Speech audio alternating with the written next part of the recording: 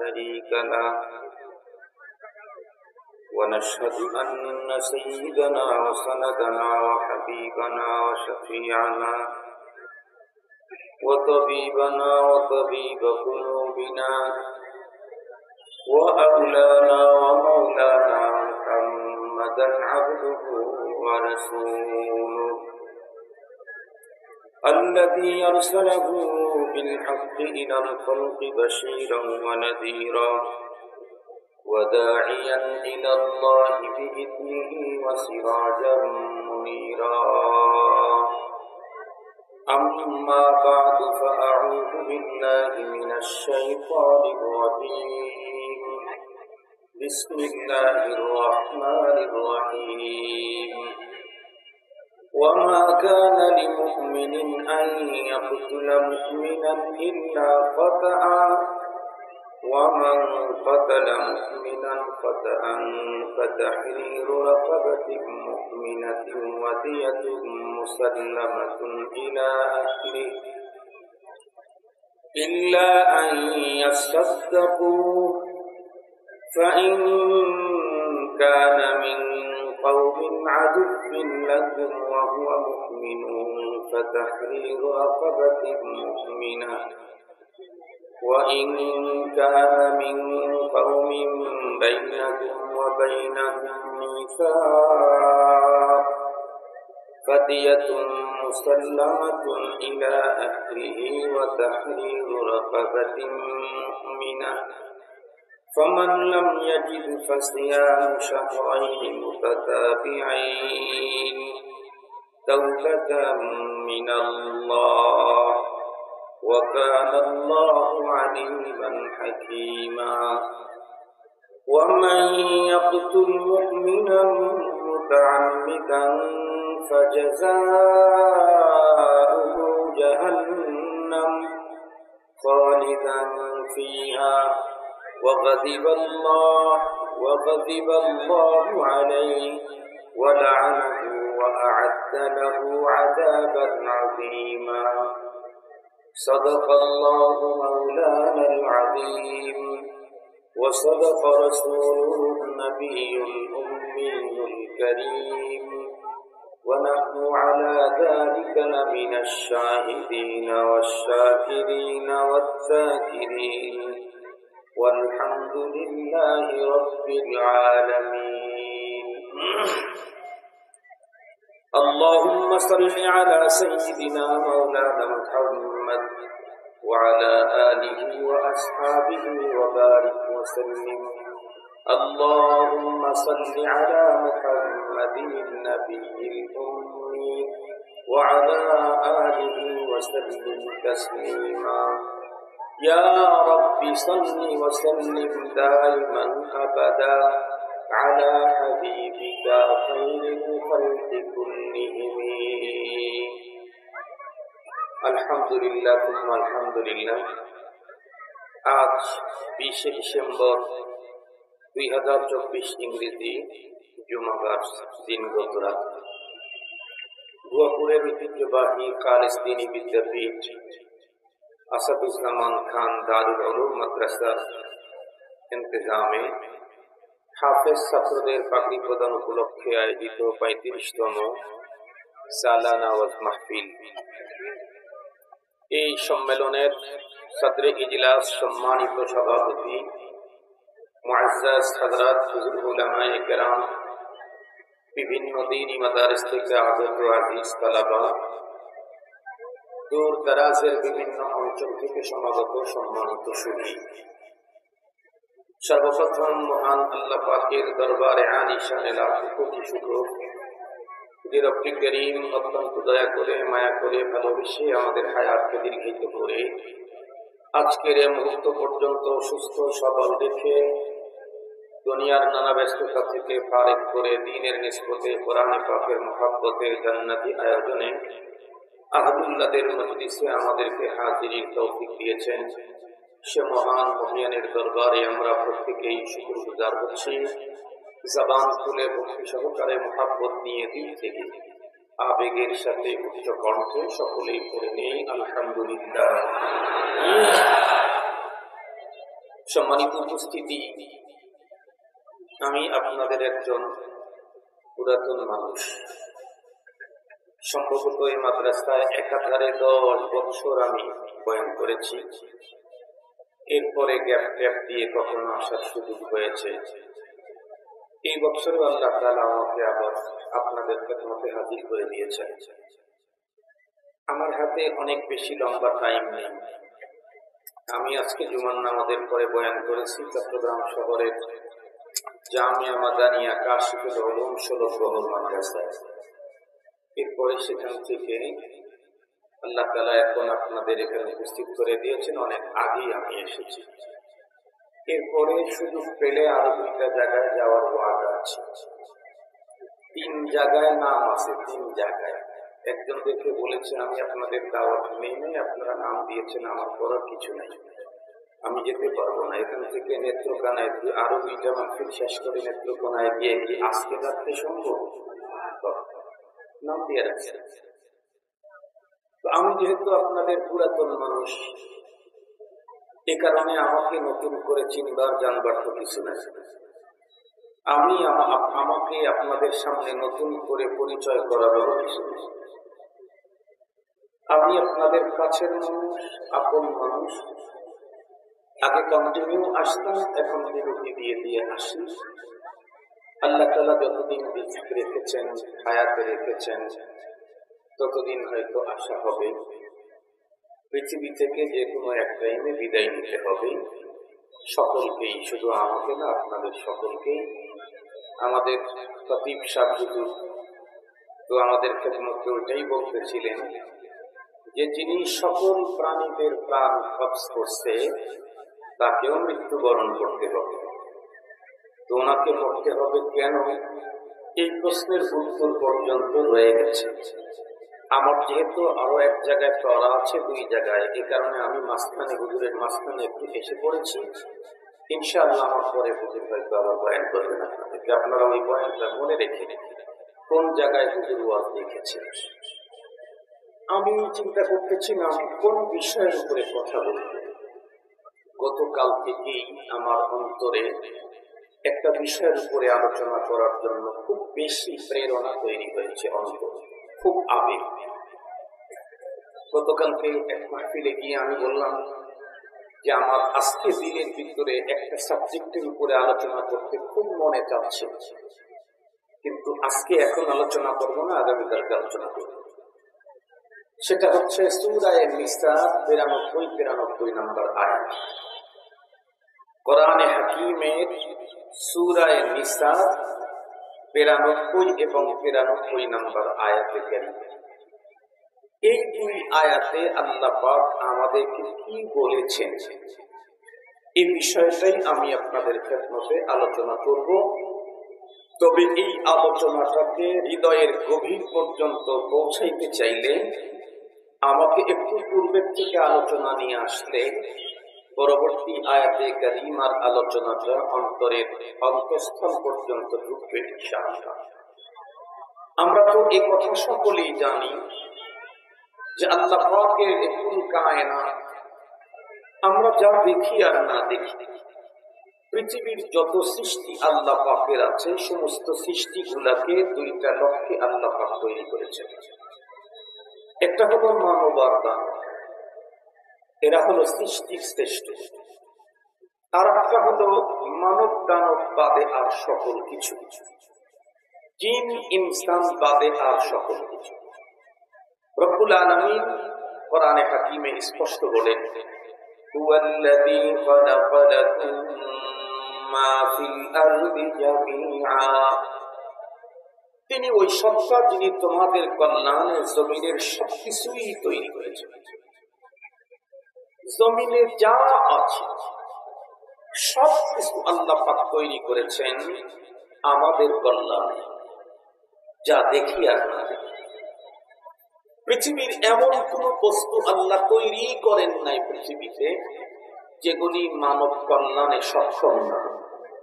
কেবলই তাদেরকেই আল্লাহ পাক মাখলুকের মর্যাদা দিয়েছেন যারা এখন তখন ডাইরেক্ট ইনডাইরেক্ট বিল ওয়াসিতা বিলা ওয়াসিতা, প্রত্যক্ষ পরোক্ষভাবে মানব কল্যাণে সক্ষম।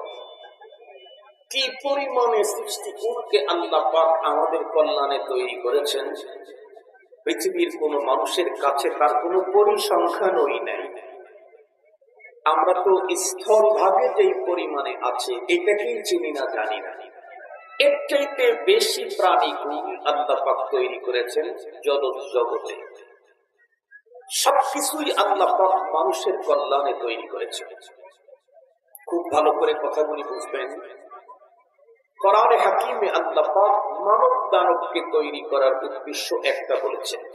আল্লাহ বলেন, ওয়ামা খালাকতুল জিন্না ওয়াল ইনসা ইল্লা লিয়াবুদুন। জিন ইনসানকে শুধুমাত্র কেবলমাত্র একটা টার্গেট নিয়ে তৈরি করেছি, সেটা হলো তারা আমার গোলামি করবে, আমার দাসত্ব করবে, আমার ইবাদত করবে। আর এই জিন ইনসানের কল্যাণের জন্য crore crore million billion trillion trillion সৃষ্টিকে আল্লাহ পাক সৃষ্টি করে রেখেছেন। এ আসমান, এ জমিন, এ গ্রহ, এ নক্ষত্র, এ গ্যালাক্সি, এ তারকা, সবগুলি আমাদের কল্যাণ।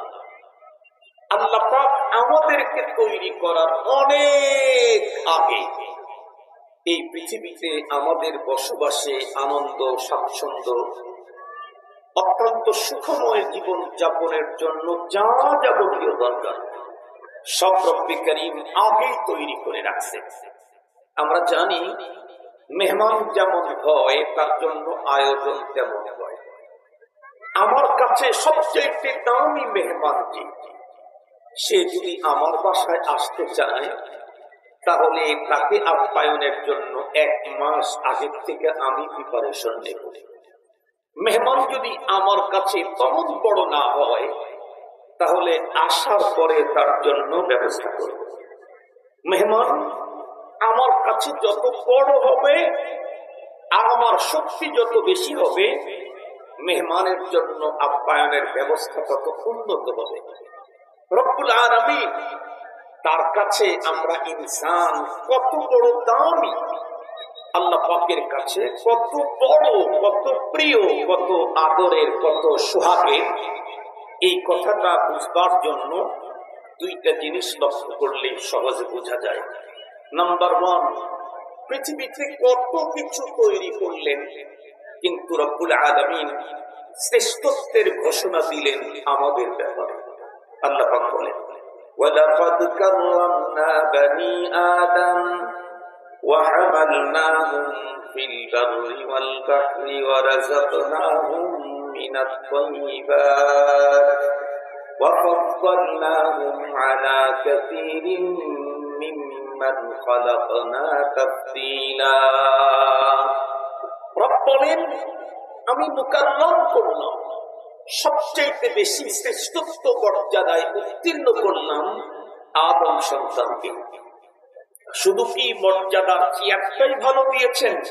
না, বরং সবচেয়ে সুন্দর চেহারা দিয়ে আমাকে তৈরি করেছেন। আল্লাহ তাআলা বলেন, লাকাদ খালাকনাল ইনসানা ফি আহসানি তাকওয়িম। আল্লাহ পাক বলেন, অতি সুন্দর করে আমি ইনসানকে তৈরি করেছি। এটা আমার ভাষায় অতি সুন্দর, আল্লাহ পাকের ভাষায় অতি সুন্দর, আমার কথার অতি সুন্দর, আল্লাহর কথায় অতি সুন্দর। যে যত বড় হয় তার সুন্দর তত উন্নত হয়। রব্বুল আলামিনের চাইতে বড় কেউ নেই, যার কারণে তার অতি সুন্দরের চাইতে অতি সুন্দর পৃথিবীতে আর কিছুই হতে পারে না। রব আমাকে এই পৃথিবীতে অনেক সুন্দর জীবন যাপন করার জন্য কত ডেকোরেশন, কত আয়োজন করেছে। একটু যদি গভীর ভাবে লক্ষ্য করেন দেখবেন, একজন মানুষ এক দেশ থেকে আর এক দেশে গেলে সেইখানকার আবহাওয়া, খাবার দাবার সকলের কিন্তু স্বাস্থ্যসম্মত হয়। এক দেশ তো দূরের কথা, আমাদের উত্তরবঙ্গের মানুষ চট্টগ্রামে গেলে খাইতে পারে না। কেন? উত্তরবঙ্গের মানুষ খায় সিদ্ধ চাউল, চট্টগ্রামের মানুষ খায় সিদ্ধ না, সিদ্ধ ছাড়া চাল এটা খাইতেই পারে। তরকারির সিস্টেম একটু ভিন্ন রকমের। সেখানে এক দেশ থেকে আর এক দেশে গেলে খাবারের পদ্ধতি তো আরো ভিন্ন, অস্বাস্থ্যকর পরিবেশ, আবহাওয়া, খাবার সবকিছু। সেখানে একজন মানুষ যদি এক জগৎ থেকে আর এক জগতে যায়, তাহলে তার তো আবহাওয়া, খানা, খাদ্য এগুলি জীবন চলার জন্য ব্যতিক্রম হবেই। এ কারণে রব্বুল আলামিন আমাকে যখন মায়ের পেটের জগৎ থেকে আদমের দুনিয়াতে পাঠাবেন, তার আগেই ওই জগৎ থেকে এই জগতে আসার পরে যে কোনো খাদ্য খেলে আমি অসুস্থ হয়ে যাব। এ কারণে রব্বে কারীম আমার জন্য খাবারের গুদাম তৈরি করলেন আমার মায়ের বুকে। আমার মায়ের বুকে আমার খাবারের গুদাম তৈরি করে দিলেন। সে কত আগে, মার যখন বিয়েই হয় নাই, মার মাত্র বয়স 13 বছর 14 বছর, তখনই মায়ের বুকে শিশু খাদ্যের গুদাম তৈরি করলেন রব্বুল আলামিন। চলতে চলতে মা যদি পরবর্তী 30 বছর পর্যন্ত বিবাহ না করেন, এই 30 বছর পর্যন্ত মায়ের বুকে শিশু খাদ্যের গুদামটা থেকে যায়, খাদ্যবিহীন, ভিতরে কোনো খাবার নেই। কিন্তু যেই দিন মার পেটে বাচ্চা আসে, সেই দিনই আল্লাহ পাক কেমনে কোন জায়গা থেকে মিন হাইসু লা তাহতাসিব কেউ বলতে পারে, আল্লাহ পাক নিজের কুদরত দিয়ে মায়ের বুকের ওই গুদামে দুধ ভরে দেন। যতক্ষণ পর্যন্ত মায়ের পেটে বাচ্চা আসে না, মা 50 বছর বয়সের বৃদ্ধা হলেও তার বুকে দুধ আসবে। দুধ আসবে কখন? পেটে বাচ্চা আসবে যখন। এই সন্তান জন্ম নেওয়ার পরে নরমাল খাদ্য খেলে স্বাস্থ্যসম্মত হবে না। এ কারণে আল্লাহ পাক 100% মেডিকেলে রব্বে কারীমের পক্ষ থেকে সুন্দর, একেবারে নিট এন্ড ক্লিন, স্বচ্ছ, ফ্রেশ, স্বাস্থ্যসম্মত খাবার মায়ের বুকে দিয়ে দিয়েছেন। এই মানুষগুলি আল্লাহ পাকের কাছে এত প্রিয়, এত দামি। এ মানুষ আল্লাহ পাকের কাছে তাম পৃথিবীর সমস্ত বাবার অন্তরে সন্তানদের যেই পরিমাণে মুহাব্বত না আছে, একজন ইমানদারের প্রতি আল্লাহ পাকের মায়া তার চাইতে কোটি গুণে বেশি। একজন ইমানদারের প্রতি আল্লাহ পাকের মায়া তার চাইতে কোটি গুণে বেশি। সঙ্গত কারণেই ইসলাম আমাকে নামাজ পড়ার বিধান দিয়েছে, রোজা রাখার বিধান দিয়েছে, হজ করার বিধান দিয়েছে, যাকাতের বিধান দিয়েছে, সাথে সাথে আল্লাহ পাকের প্রিয় সৃষ্টি মানুষের সেবার বিধান দিয়েছে। এমনটাই দিয়েছেন, শুনলে বড় অবাক হবেন। হাদিসে পাকে আছে, আল্লাহু ফি আউনিল আবদ মা দামাল আবদু ফি আউনি আখিহি। কোন একজন মানুষ তার আরেকজন ভাইকে যতক্ষণ পর্যন্ত সহযোগিতা করতে থাকবে, রব্বুল আলামিন ততক্ষণ পর্যন্ত ওই বান্দাকে সহযোগিতা করতেই থাকবে। এমনি তো রবের সহযোগিতা ছাড়া 1 সেকেন্ড পৃথিবীতে বেঁচে থাকার কোন সুযোগ আমার আপনার নেই। আমরা প্রত্যেকেই জানি, বর্তমান বিজ্ঞানীদের লেটেস্ট গবেষণালব্ধ তথ্য, খাদ্য গ্রহণ করা ছাড়া একজন মানুষ 3 মাস 3 সপ্তাহ বাঁচতে পারে। পানি গ্রহণ করা ছাড়া একজন মানুষ 3 থেকে 4 দিন পর্যন্ত বাঁচতে পারে। কিন্তু বাতাস গ্রহণ করা ছাড়া একজন মানুষ 4 মিনিট বাঁচতে পারে না। 4 থেকে 5 মিনিট যদি কারো বাতাস বন্ধ হয়, নাক মুখ চাপা দিয়ে ধরে রাখেন 4 মিনিট, দেখবেন 4 মিনিটের পরে এই লোকটা বেঁচে নেই। বাতাস গ্রহণ করা ছাড়া 4টা মিনিটের বেশি পৃথিবীর কেউ বাঁচে না। শুধু বাতাস দিয়েই কি আমার জীবন চলে? না, বাতাসের ভিতরে পরিমিত অক্সিজেন লাগে। অক্সিজেন যদি শর্ট হয় তাহলেও আমি বাঁচব না। রাত 24 ঘন্টায় আমার পিছনে অক্সিজেন সরবরাহ করছেন রব্বুল আলামিন। আমাকে তো সাহায্য করছেন, এরপরে আমি যদি আমার আর একটা ভাইয়ের সহযোগিতা করি, রব্বুল আলামিনের রাসূলকে দিয়ে জানায়া দিয়েছেন, আমার বান্দা তার ভাইয়ের যতক্ষণ পর্যন্ত সহযোগিতা করবে আমি রব তার ততক্ষণ সহযোগিতা করতেই থাকবে। মুহতারাম হাজিরিন, তাহলে মানুষ আল্লাহ পাকের কাছে কত দামি। হাদিসে পাকের মধ্যে এসেছে তাম পৃথিবীটাকে জাওয়ালুদ দুনিয়া আফদালু ইনদাল্লাহ, আল্লাহ পাকের কাছে তাম পৃথিবীকে শেষ করে দেওয়া এটা সহজ একজন মুসলমানকে হত্যা করা চাই। আল্লাহর কাছে একজন মুসলিমকে হত্যা করা তাম পৃথিবীকে শেষ করে দেওয়ার চাইতেও ভয়ঙ্কর। আল্লাহ পাকের কাছে আল্লাহর তৈরি এই মানুষের কত বড় দাম। দুঃখের সাথে বলতে হয় তাম জগৎটাকে আল্লাহ পাক যে মানুষের জন্য সাজালেন, এ দুনিয়া সাজালেন কাদের জন্য? মানুষের জন্য। হুয়াল্লাযী খালাকা লাকুম মা ফিল আরদি জামিআ, তাম পৃথিবী, আসমান জমিন গ্রহ নক্ষত্র নদী নালার পদ্ধতি সবগুলি সাজাইলেন আল্লাহ মানুষের জন্য। কিন্তু দুঃখের সাথে বলতে হয় দিন যত করতেছে ততই আজকের পৃথিবীতে মানব হত্যা বেড়েই চলছে, মানুষের খুন বেড়েই চলছে। আমাদের দেশও পিছিয়ে নেই, কিছু হলেই একজন আরেকজনকে খুন করে ফেলতেছে, কিছু একটা নর্মাল বিষয় নিয়ে মানুষকে হত্যা করা হচ্ছে। মুহতারাম হাজিরিন, এটা যে কত বড় ভয়ঙ্কর। অথচ আমি নামাজ পড়ি, অথচ আমি রোজা রাখি, অথচ আমি যাকাত দেই, অথচ আমি মসজিদের মোতাবল্লি, আমি মসজিদ করে দিয়েছি, বৃদ্ধাশ্রম করে দিয়েছি, কত কিছু করলাম, কিন্তু আমি আবার নির্বিচারে না হক ভাবে মানুষ হত্যা করলাম। অথচ আমি পরপারকে বিশ্বাস করি, আল্লাহ পাকের আদালতে আমাকে দাঁড়াতে হবে, এ কথা বিশ্বাস আমি করি।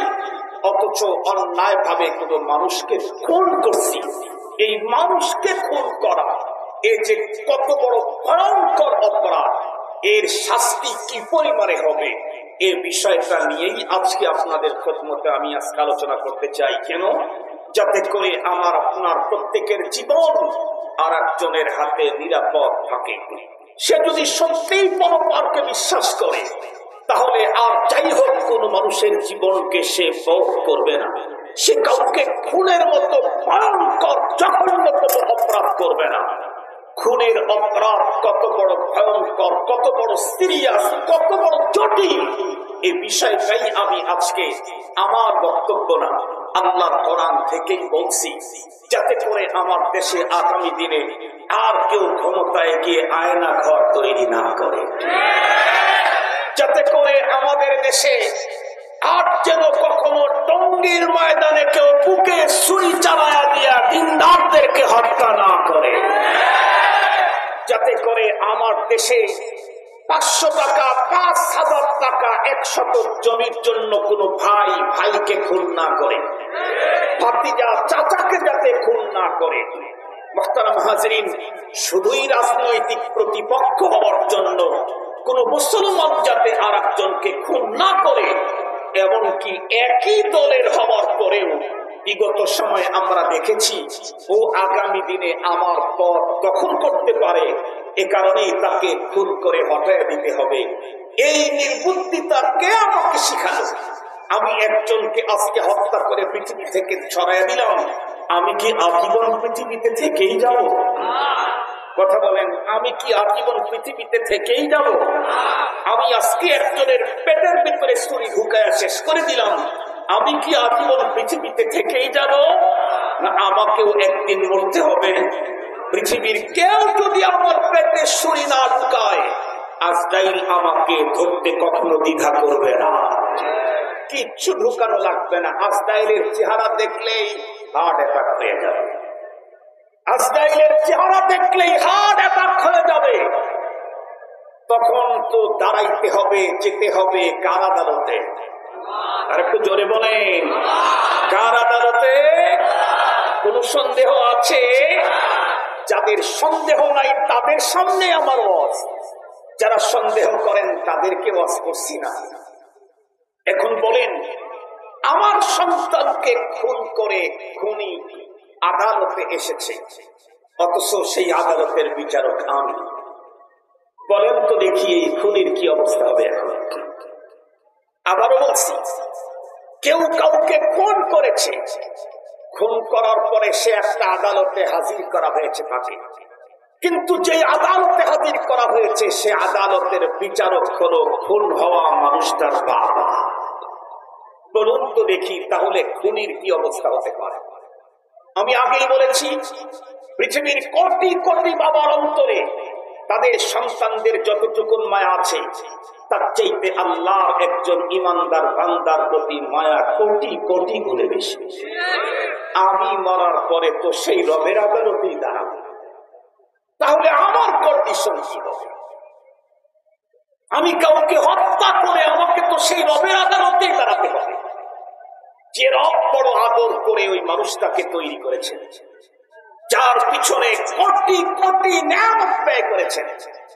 আমি তাকে মেরে ফেলেছি, আজকে সেই আল্লাহর আদালতে আমি আসামির কাঠগড়ায় দাঁড়িয়ে গেলাম। বলুন তো আজকে আমার অবস্থা কি হতে পারে? মুসলমান ভাইরা আমার কথা ভালো করে বুঝবেন, আমার দেশের ভিতরে যত বড় অপরাধী সংগঠিত হোক না কেন, বিশেষ করে একজন মুসলমান যাতে আর একজন মুসলমান অথবা অন্য কোন মানুষকে খুন না করে, খুনের অপরাধটা কত বড় ভয়াবহ ভয়ঙ্কর, এই বিষয়টা এদেশের মুসলমানদের হৃদয়ঙ্গম করা দরকার। নামাজের গুরুত্ব আমাদের অন্তরে বসেছে, তাই তো নামাজে মুসল্লি বেড়ে গেছে। রোজার গুরুত্ব আমাদের অন্তরে বসেছে, তাই তো রোজা রাখার বন্ধুরা আমার পার্সেন্টেজ বেড়ে গেছে। যাকাতের গুরুত্ব আমাদের অন্তরে বসেছে, তাই তো যাকাত দাতা বেড়ে গেছে। সাথে সাথে একজন মানুষ আর একজন মানুষকে খুন করলে তার জন্য কি ভয়ঙ্কর অবস্থা, সেটাও যদি মানুষের অন্তরে বসানো যায়, ইনশাআল্লাহ এদেশের ভিতরে খুন কমে যাবে। সেই আশাটাই অন্তরের ভিতরে লালন করে আজকে আল্লাহর কোরআনের সূরাতুন নিসার 92-93 নম্বর আয়াতে কারিমা আপনাদের খেদমতে বন্ধুরা আমার বয়ান করতে চাই। খুব ভালো করে বুঝবেন, অনেক লম্বা তাফসীর করার সুযোগ আমার নাই। কোরআনে হাকিমে 2 আয়াতে আল্লাহ পাক কি বলেন ভালো করে শুনেন। আল্লাহ বলেন, ওয়ামা কানা লিমুমিনিন আন ইয়াকতুলা মুমিনান ইল্লা খাতাআ ومن قتل مؤمنا خطأ فتحرير رقبة مؤمنة ودية مسلمة إلى أهله। রব্বুল আলামিন বলেন, মা কানা লিমুমিন, মুমিন তো এমনটি হতেই পারে না আইয়াকতুলা মুমিনান, সে আরেকজন মুমিনকে হত্যা করবে, এটি মুমিন হইতেই পারে না। মুমিনের শান এটা না যে সে নিজে মুমিন হয়ে আর একজন মুমিনকে হত্যা করবে, এটা হইতেই পারে না। হ্যাঁ, কখনো হতে পারে, সেটা হলো ভুলে।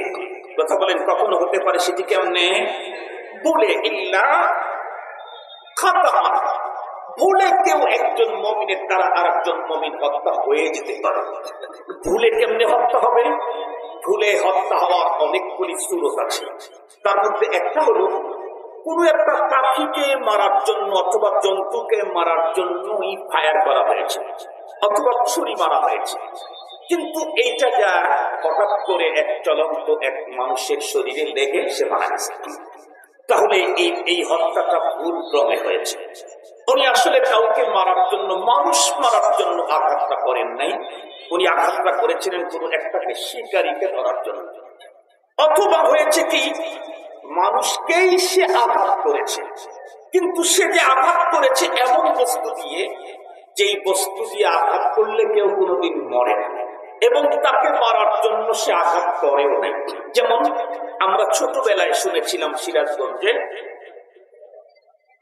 গোবর চেনেন তো আপনারা, গরুর পায়খানা, ওইটা শুকায় গেলে ওটাকে কি বলে? ঘষি, ঘষি বলে। এই ঘষির ঢেলেও নাকি একজন মানুষ মারা গিয়েছিল, আমরা তখন শুনেছিলাম। বলুন তো দেখি, ঘষির ঢেলে কি আসলে মানুষ মরার কথা? ঘষির ঢেলে আসলে মানুষ মরার কথা, কিন্তু ঢেলটা দিয়েছে বাস আল্লাহ পাকের ফয়সালা আজরাইল সেখানে ছিল, কাজটা হয়ে গেছে। এটাও হলো ভুল ক্রমে হত্যা। আর একটা কি, যুদ্ধের ময়দান, ভয়ঙ্কর পরিস্থিতি চলতেছে, এর ভিতরে নিজের লোককে একজন মেরে ফেলেছে, বুঝতে পারে নাই যেটা নিজের লোক। যেমন সাহাবায়ে কেরামের যুগে গজওয়ায়ে উহুদ, উহুদের যুদ্ধে এমনই একটা মর্মান্তিক দুর্ঘটনা ঘটেছিল। হযরত হুযায়ফা ইবনুল ইয়ামান পয়গম্বরের এক বিশিষ্ট সাহাবী, যেই সাহাবীর কাছে আল্লাহ পাকের রাসূল মুনাফিকদের লিস্ট দিয়ে গেছিলেন, মুনাফিকদের লিস্ট, যেই লিস্টের কারণে আমিরুল মুমিনিন হযরত ওমর ফারুক রাদিয়াল্লাহু তাআলা মাঝে মাঝেই হুযায়ফা ইবনুল ইয়ামানকে ডেকে বলতেন, ভাই হুযায়ফা, তোমার কাছে যে আল্লাহর হাবিব মুনাফিকের লিস্ট দিয়েছে, সত্যি করে বলো আমার নামটা তো সেই লিস্টের ভিতরে নেই। আল্লাহু আকবার বলেন। অনুভূতি কি শেষ হয়ে গেল না? আমাদের কি কন্ডিশন? আমরা তো সারাদিনের 5 ওয়াক্ত নামাজের কাছে 2 ওয়াক্ত পড়েই হুজুরের চাইতে আমার ঈমান ভালো, এই কথার চ্যালেঞ্জ করি। হুজুরের চাইতে আমি ভালো, ইমাম সাহেবের চাইতে ভালো, খতিবের চাইতে ভালো, মোল্লাদের চাইতে ভালো। নামাজ 5 ওয়াক্তের কাছে এখনো 3 ওয়াক্তের বেশি হয় না। ফারুক আযম এমনই এক মহামনীষী, যার রায়কে আল্লাহ পাক চয়েস করে কোরআনের 12টা বিধান জারি করেছেন। ফারুক আযম পয়গম্বরের সাথে কানে কানে গোপনে কি বলে, আরো সে খবর হয়ে যায়।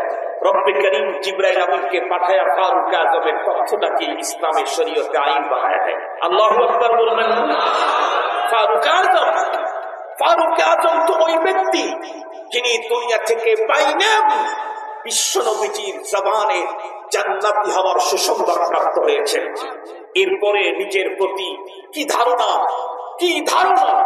হযরতে হুযায়ফা ইবনুল ইয়ামানকে বলেন, হুযায়ফা সত্যি করে বলো, মুনাফিকদের যে লিস্ট রাসূলুল্লাহ তোমার কাছে দিয়ে গেছেন, ওর মধ্যে আমার নামটা নাই তো? সত্যি করে বলো। মুহতারাম হাজিরিন, এটা প্রকৃত মুমিনের চিহ্ন। এই হুযায়ফা তার সন্তান হযরত ইয়ামান রাদিয়াল্লাহু আনহু উহুদের যুদ্ধে মুসলমানদের হাতেই উনি শহীদ হন। মুসলমানদের হাতে কেন শহীদ হলেন? আসলে উহুদের যুদ্ধে তো প্রাথমিক অবস্থার পরে সাহাবায়ে কেরামের একেবারে মেন্টালিটি একদম ভিন্ন রকমের হয়ে গিয়েছিল। আক্রমণ যখন চালাইছে,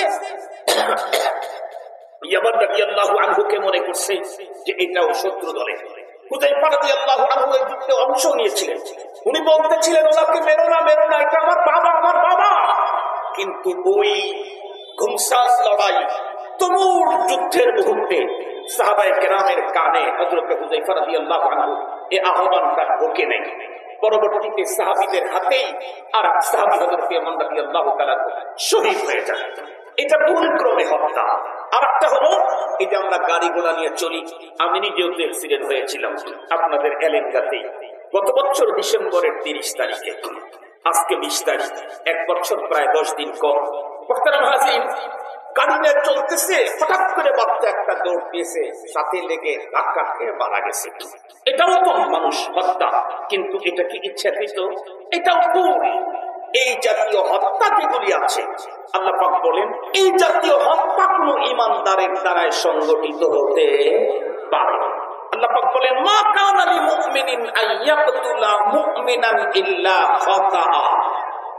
একজন মুমিন আর একজন মুমিনকে স্বেচ্ছায় মারবে, হত্যা করবে, তা তো হইতেই পারে না। শুধুমাত্র কেবলমাত্র হতে পারে কখন? ভুলবশত।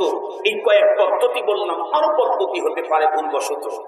যদি কেউ কোনো মুসলমানকে ভুলবশত মেরে ফেলে, তাহলে তার জন্য কি জরিমানা, তার জন্য কি শাস্তি, তার তওবার কি পদ্ধতি?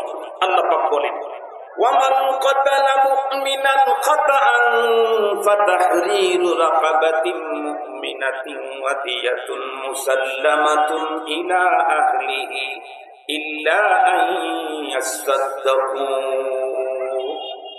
এমনটি যদি হয়, একজন মুসলমানের দ্বারা আর একজন মুসলমান হত্যা হয়েছে ভুলক্রমে, তাহলে যিনি হত্যা করেছেন ভুলক্রমে, যার দ্বারা এই কাজটা সংগঠিত হয়ে গেছে, তার জিম্মায় দুইটা বন্ধুরা আমার জরিমানা। একটা হলো এই হত্যা যে করলো তার পরিবর্তে তাকে একজন মুসলমান গোলাম আজাদ করতে হবে। মুসলমান গোলাম বন্ধুরা আমার নারী হোক আর পুরুষ হোক, তাকে আজাদ করতে হবে।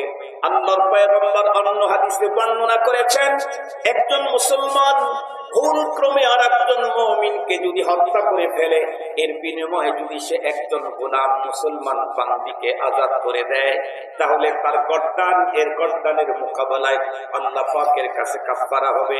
ওর হাতের মোকাবেলায় এর হাত, এর পায়ের মোকাবেলায় এর পা, ওর চোখের পরিবর্তে যাকে হত্যা করেছে তার চোখে বন্ধুরা আমার চোখের পরিবর্তে একজন মুমিন গোলামকে আজাদ করা পরপারে তার গুনাহের কাফারা হয়ে যাবে। শুধুমাত্র কেবলমাত্র গোলাম আজাদ করলেই হবে না, এরপরে কি করতে হবে? ওয়াদিয়াতুন মুসাল্লামাতুন ইলা আহলিহি, যে হত্যা হলো তার পরিবারের কাছে দিয়াত দিতে হবে, রক্তপণ দিতে হবে। রক্তপণ কি কি হতে পারে? 3 রকমের কাউল এসেছে, তার ভিতরে একটা হলো 100টা উটের দাম দিতে হবে। কয়শোটা উটের দাম? কথা বলেন, কয়শোটা উটের দাম? 100টা উটের দাম। তবে হ্যাঁ, ইল্লা আইয়াসাদদাকু, যিনি মারা গেছেন তার অভিভাবক যদি যে হত্যা করেছে তাকে মাফ করে দেয়, সেটা ভিন্ন কথা, মাফ করে দিয়ে দিতে হবে, তাছাড়া এটা দিতে হবে।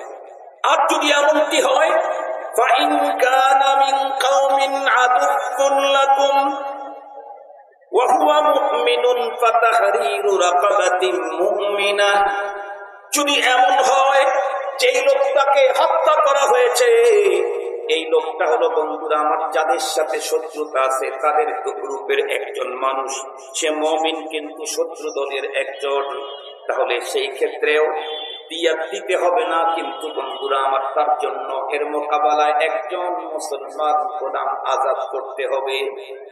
وَإِنْ كَانَ مِنْ قَوْمٍ بَيْنَكُمْ وَبَيْنَهُمْ مِيثَاقٌ فَدِيَةٌ مُسَلَّمَةٌ إِلَى أَهْلِهِ وَتَحْرِيرُ رَقَبَةٍ مُؤْمِنَةٍ, আর যদি এমন গোলাম হয়, এমন ব্যক্তি যদি হয়, যে ব্যক্তিদের এমন এক ব্যক্তিকে ভুলক্রমে হত্যা করা হয়েছে, যে ব্যক্তি বন্ধুরা আমার এমন একটা গ্রুপের লোক, যেই গ্রুপের সাথে আমাদের সঙ্গে কোনো সন্ধি আছে, কোনো চুক্তি আছে, এমন অবস্থায় যদি তাকে হত্যা করা হয়, তাহলে তার পরিবর্তে হত্যাকারীকে 2টা জিনিস দিতে হবে। একটা হলো মুসলমান গোলাম আজাদ করতে হবে, আর একটা হলো 100 উট বন্ধুরা আমার রক্তপণ আদায় করে দিতে হবে। فَإِنْ لَمْ يَجِدْ فَصِيَامُ شَهْرَيْنِ مُتَتَابِعَيْنِ تَوْبَةً مِّنَ اللَّهِ وَكَانَ اللَّهُ عَلِيمًا حَكِيمًا, যদি এমনটি হয় 100টা উট রক্তপণ তো দিলাম, কিন্তু গোলাম তো পাওয়া যাচ্ছে না। যেমন বাংলাদেশে গোলাম আছে নাকি? বাংলাদেশে গোলাম আছে, বান্দি আছে, তাইলে কি করবে? তাহলে সেই ক্ষেত্রে তাকে 60টা রোজা থাকতে হবে লাগাতার, এর ভিতরে একটা রোজা 59টা রোজা, 2 মাস আছে, 2 মাস রোজা রাখতে হবে তাকে। তার মাত্র 2 দিন বাকি থাকতে যদি একটা ভেঙে ফেলে, আবার তাকে নতুন করে 2 মাস রাখতে হবে। মুহতারাম হাজরিন, আল্লাহ পাক বলেন তাওবাতাম মিনাল্লাহ, এই অপরাধের তওবা হলো এইটা, এই অপরাধের তওবা এইটা। তাহলে বোঝা গেল সব অপরাধ আস্তাগফিরুল্লাহ দিয়ে মাফ হবে না। কথা কি বুঝাইতে পারছি আপনাদেরকে? সব অপরাধ আস্তাগফিরুল্লাহ দিয়ে মাফ, কথা বলেন না কেন? সব অপরাধ আস্তাগফিরুল্লাহ দিয়ে মাফ হবে না। কাউকে হত্যা করেছে ভুল ক্রমে, সেই অপরাধের তওবা হলো তাহরিরু রাকাবাতিন মুমিনাতিন ওয়া দিয়াতুন মুসাল্লামাতুন ইলা আহলিহি, এটাই তার তওবা। আপনাকে ইস্তেগফার তো করতেই হবে, অনুশোচনা তো ভিতরে আনতেই হবে। শুধু অনুশোচনা আর ইস্তেগফার দিয়ে এই অপরাধের ক্ষমা হবে না। এটা তো গেল ভুল ক্রমে যদি কেউ কোনো মুমিনকে হত্যা করে, তাহলে তার জন্য কি অবস্থা। এখন যদি কোনো মুমিন আর একজনকে ইচ্ছাকৃত হত্যা করে, তাহলে তার অবস্থা কি হবে? মুহতারাম হাজরিন, খুব ভালো করে কথাটা বুঝার জন্য চেষ্টা করবেন। কোরআনে হাকিমে আল্লাহ তাআলা, জি আমার সব মনে আছে, আমাকে ওগুলা দিতে হবে না। এটা হলো তো হঠাৎ করে যে জিনিসের যত বেশি সুবিধা সেখানে কিছু অসুবিধা আছে। আমি ওই যে কি বলে কি জানি বলে ওটারে, একটা আছে না, প্লেন মোড, ফ্লাইট মোড না, ফ্লাইট মোড দিয়ে অফ করে রাখছি, তো এখন যখন চলে গেছে সবই চলে গেছে। কোরআন শরীফ নিয়ে আসি নাই হলো, কোরআন শরীফের চাইতে এটাতে দেখে কথা বলা সুবিধা কি। মুহতারাম হাজিরিন, ওয়াকার আল্লাহু আলিমান হাকিম, আল্লাহ তাআলা বহুত জ্ঞানী এবং হিকমতওয়ালা। উনি যে বিধান দিয়েছেন এটাই তাম পৃথিবীর সকল মানুষের জন্য কল্যাণ। এখন একটা কথা শুনেন, একেবারে ভয়ঙ্কর কথা। কি? وَمَن يَقْتُلْ مُؤْمِنًا مُتَعَمِّدًا فَجَزَاؤُهُ جَهَنَّمُ خَالِدًا فِيهَا وَغَضِبَ اللَّهُ عَلَيْهِ وَلَعَنَهُ وَأَعَدَّ لَهُ عَذَابًا عَظِيمًا। রব্বুল আলামিন 93 নম্বর আয়াতে বলেন, মান কাতালা মুমিনান ওয়া মান ইয়াকতুল মুমিনান মুতাআম্মিদান। কোন মুমিন যদি কোন মুমিনকে ইচ্ছাকৃতভাবে হত্যা করে, কোন মুমিন যদি কোন মুমিনকে কি করে ভাই, ইচ্ছাকৃতভাবে হত্যা করে, তাহলে সে কয়শো উট দিবে, কয়টা গোলাম আযাব করবে? আল্লাহ পাক বলেন ফাজাযাউহু জাহান্নাম। পৃথিবীতে কোনো কিছু দিয়েই এই অপরাধের কাফারা হতে পারে না। পৃথিবীতে কোনো কিছু দিয়েই, কথা বলেন, পৃথিবীতে কোনো কিছুর বিনিময়ে এই অপরাধের কাফারা হতে পারে না। ভুলক্রমে হত্যা হয়েছে, তাহলে গোলাম আযাব করলো অথবা রক্তপান দিল, তার জন্য হতে পারে। ইচ্ছাকৃতভাবে ইচ্ছাকৃতভাবে কেউ কোন মুমিনকে হত্যা করুক, আয়না ঘরে হত্যা করুক, জেলখানায় হত্যা করুক, রিমান্ডে নিয়ে হত্যা করুক, আর টঙ্গীর ময়দানে হত্যা করুক, অথবা অথবা টাকা নিতে গিয়ে ছিনতাইকারী মুমিন আর একজনকে হত্যা করে ফেলেছে। খুব ভালো করে বুঝবেন, অর্থ সম্পদ নিতে গিয়ে, ডাকাতি নিতে গিয়ে ডাকাত মুমিন, কিন্তু একজন মুসলমানকে ইচ্ছাকৃত হত্যা করেছে। এই জাতীয় যে কোনো ভাবে ইচ্ছাকৃত কোন মুমিন যদি আর একজন মুমিনকে হত্যা করে, আল্লাহ পাক রব্বুল আলামিন বলেছেন ফাজাযাউহু জাহান্নাম। তার এই অপরাধের ক্ষমা, এই অপরাধের বদলা পৃথিবীর কোনো কিছু দিয়েই হবে না, তামাম দুনিয়া দিয়েও হবে না।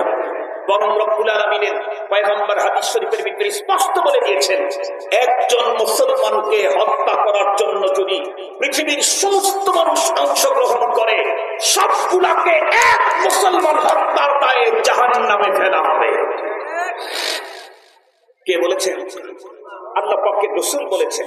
ভালো করে শুনে রাখবেন, একজন ঈমানদারকে হত্যা করার জন্য যদি পৃথিবীর সকল মানুষ অংশগ্রহণ করে, একজন মুমিনকে হত্যার দায়ে সবগুলাকে জাহান্নামে ফেলা হবে। আল্লাহ পাকের রাসূল বলেছেন, হাদিসে পাকের মধ্যে স্পষ্ট এসেছে। মুহতারাম হাজিরিন, তো কেউ যদি কোনো মুমিন আর একজন মুমিনকে যদি ইচ্ছাকৃত হত্যা করে, তাহলে তার জন্য শাস্তি কি? আল্লাহ পাক বলেন ফাজাযাউহু জাহান্নাম, তার শাস্তি হলো জাহান্নাম। জাহান্নাম কতদিন? আল্লাহ বলেন খালিদান ফিহা, চিরজীবন খালিদান ফিহা, সে ওখানেই থাকবে। শুধু এতটুকু না, ওয়া গাদিবাল্লাহু আলাইহি, আমাদের দেশে অনেক মানুষই তো জেলখানায় ছিল, অনেক মানুষই তো কোর্টে উঠানো হলো, কিন্তু অতীতে দেখেছি যাদেরকে কোর্টে উঠাইতো, হাতের ভিতরে পায়ের ভিতরে বেড়ি দিয়ে শিকল পরিয়ে তাদেরকে একটা সালাম দেওয়ার জন্য মানুষ কোর্ট চত্বর পর্যন্ত ভিড় জমাইত। এখন যাদেরকে ওই জাতীয় পদ্ধতি ছাড়া শুধু হেলমেট আর লাইফ জ্যাকেট পরিয়ে যাদেরকে কোর্টে উঠানো হয়, দেখেছি তাদেরকে সুন্দর ডিম ছড়ে না, পচা ডিম ছুটতে দেখা যায়। দেখেন নাই?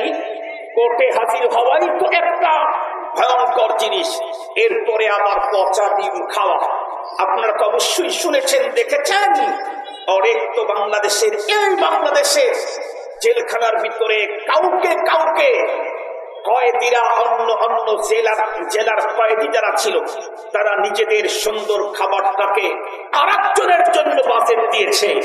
সেই জেলখানাতেই আরো কিছু কয়েদি যারা ঠোকা মাত্রই চর চর বলে আওয়াজ উঠেছে। আল্লাহ পাক রব্বুল আলামিন বলেন, জাহান্নামের ভিতরে শুধু থাকবে, দহনের শাস্তি শুধু তারা ভোগ করবে তাই না, ওয়াকাদিবাল্লাহু আলাইহি ওয়াকাদিবাল্লাহু আলাইহি, আল্লাহ পাক ভয়ঙ্কর ভাবে তাদের উপরে ক্রোধান্বিত হবেন।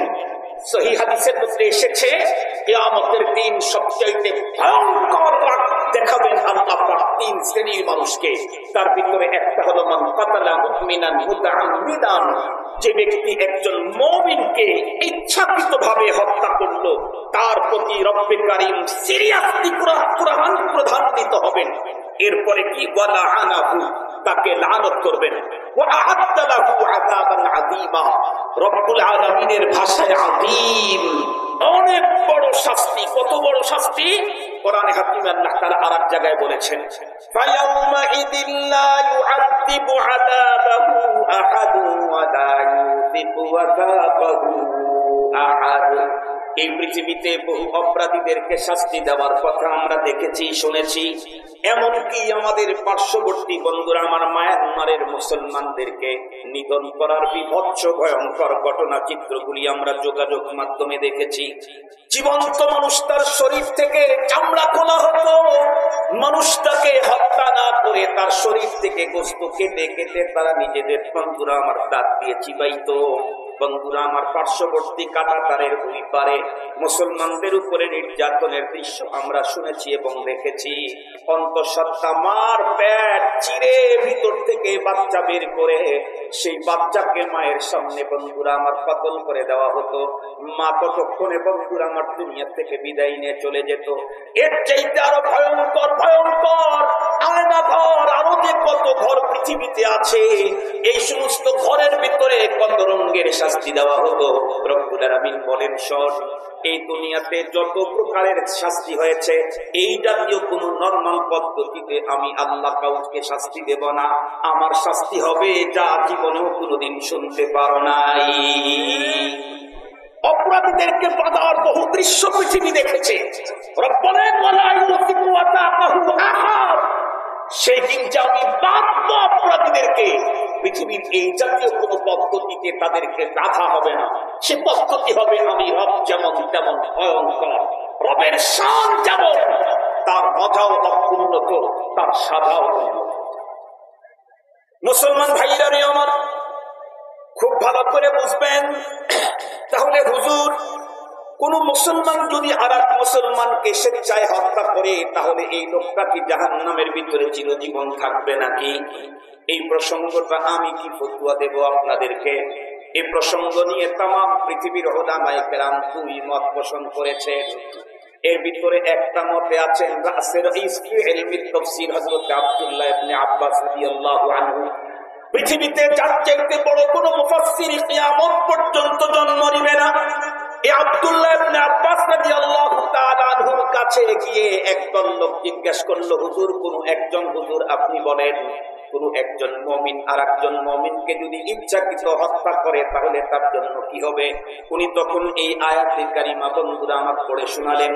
এই কথা শোনার, আয়াত শোনার পরে প্রশ্নকারী জিজ্ঞাসা করলেন, ইন তাবা ওয়া আসলাহা ওয়া আমিলা সালিহান ওয়াহতাদা, যদি হত্যা করার পরে ভিতরে অনুশোচনা তৈরি হওয়ার কারণে লোকটা যদি তওবা করে, এরপরে যদি ভালো আমল করে নিজে যদি হেদায়েতের পথে চলে যায়, তাহলে কি হবে? উনি তখন উত্তর করলেন, ওয়া আন্না লাহু তাওবাতু ওয়াল হুদা। ইবনে আব্বাস বললেন, ওর আবার কিসের তওবা? আন্না লাহু তাওবাতু ওয়াল হুদা, ওর কিসের তওবা?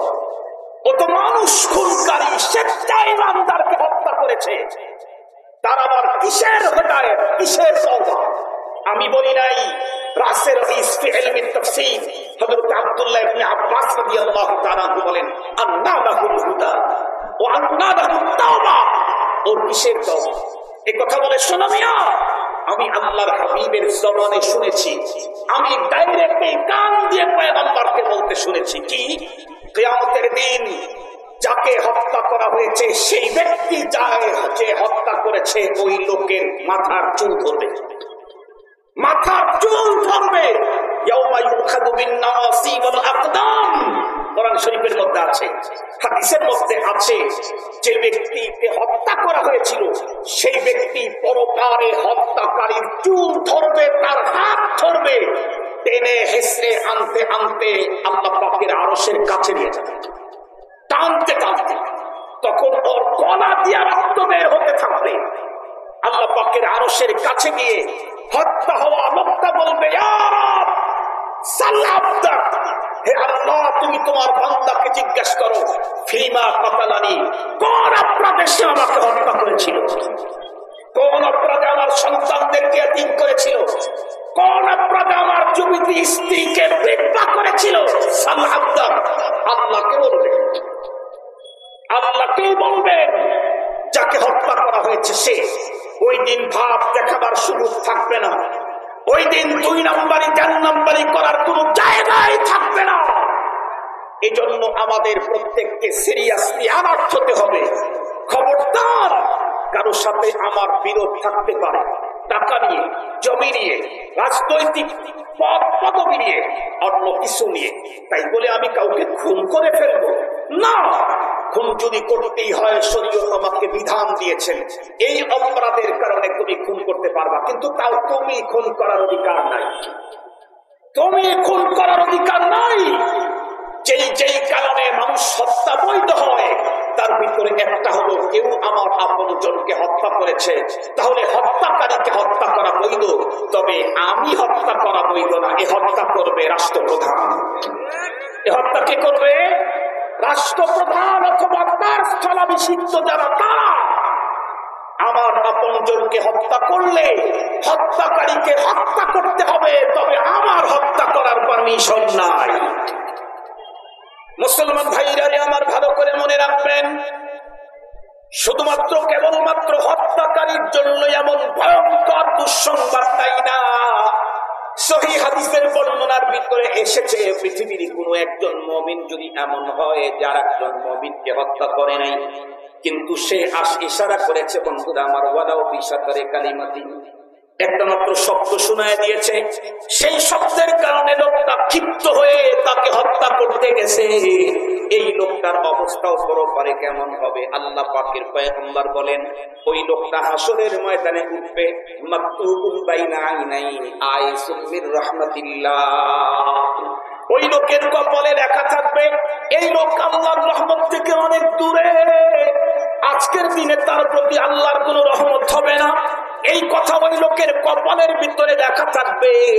যেই লোকটা নিজে হত্যা করে নাই, কিন্তু হত্যা করতে উদ্বুদ্ধ করে এমন কোন একটা শব্দ মাত্র ব্যবহার করেছিল, তার জন্য যদি এত ভয়ঙ্কর শাস্তি হয়, আমি মুসলমান ইমানদারদেরকে বলবো, ও ভাই, আমি আমার ভাইকে জমির জন্য হত্যা করলাম, এই জমিটা তো কিয়ামত পর্যন্ত আমি ভোগ করতে পারবো না। আমি পদের জন্য আমার ভাইকে হত্যা করলাম, পদ তো চিরজীবন আমি ধরে রাখতে পারবো না। আমি বন্ধুরা আমার ক্রোধ আর রাগান্বিত হয়ে তারে আমি হত্যা করলাম, আমি তো চিরজীবন বেঁচে থাকতে পারবো না। বরং আমি যারে হত্যা করলাম ওই লোকের সুবিধা হলো, কারণ ওকেও তো একদিন মরতেই হতো।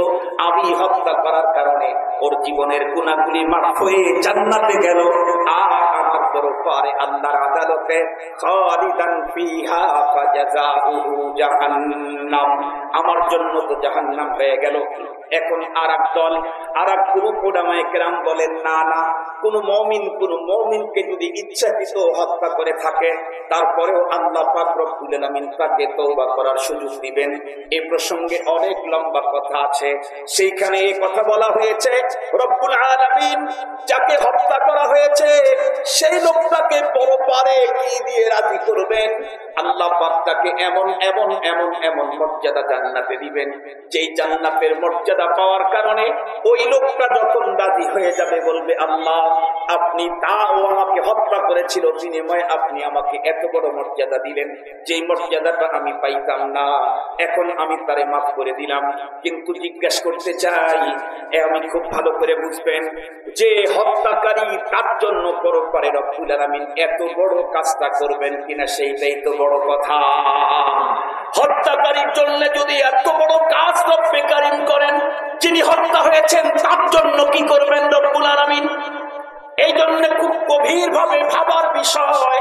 যতটুকু পর্যন্ত মাইকের আওয়াজ যায় সবাইকে পায়ে হাত দিয়ে বলবো, ভাই জীবনে যদি এই জাতীয় কোনো ঘটনা ঘটে থাকে, কিঞ্চিত মাত্রা যদি সম্পৃক্ততা আমার হয়ে থাকে, কাঁদতে থাকো কাঁদতে থাকো কাঁদতে থাকে মৃত্যু পর্যন্ত।